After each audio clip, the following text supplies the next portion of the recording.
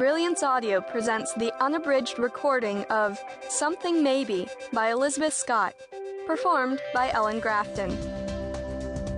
1. Everyone's seen my mother naked.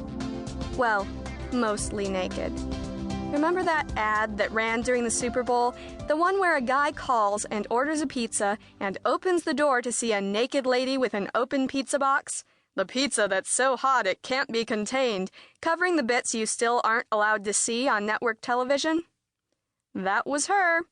Candy Madison, once one of Jackson James's girlfriends and star of the short-lived sitcom Cowboy Dad. Now she's reduced to the very rare acting job or ad, but she was relatively famous, or infamous, for a few days after the football game with a pre-game show that lasts longer than the actual game. Woo! You might think the ad caused me nothing but grief at school, but aside from a few snide comments from the sparkly girls, you know the type, unnaturally white teeth, shining hair, personalities of rabid dogs, and some of the jock jerks, who, of course, were watching the game and like both pizza and naked women, not a stretch to figure they'd be interested.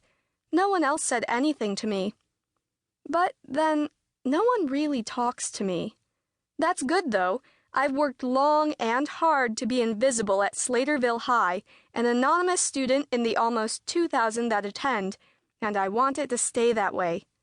The school website actually boasts that we're larger than some colleges. I guess overcrowding is a good thing now. However, the ad has caused me nothing but grief at home.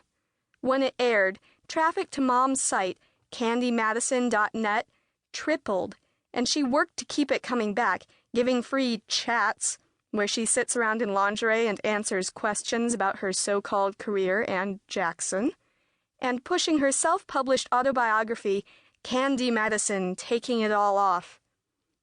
We actually sold 10 of the 25 cases of the thing stacked in our garage. And the press coverage? Mom loved it. The ad only ran once because some senator's kids saw it, and you know where I'm going, right? Of course you do, and naturally the ad became extremely popular online.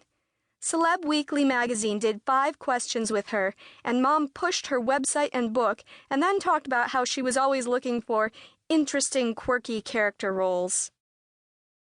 The week it ran, Mom bought 10 copies of the magazine at the grocery store and wandered around the house grinning and flapping the interview at me. The phone rang almost hourly, her brand new agent calling with offers, mostly for work involving no clothing, which Mom turned down, and an invitation to appear on a talk show. Not a classy talk show, mind you, but still it was a talk show. She said yes until she found out the show was about moms who get naked, live, nude moms, and backed out. Not because she objected to being called a mom, or because she knew, because I told her so, that I'd die if she did it. It was the nude thing. "I've never done any nude work," she said to her agent. "I'm an artist, an actress, all right, yes, the ad, but I was wearing a pizza box. I want to be taken seriously.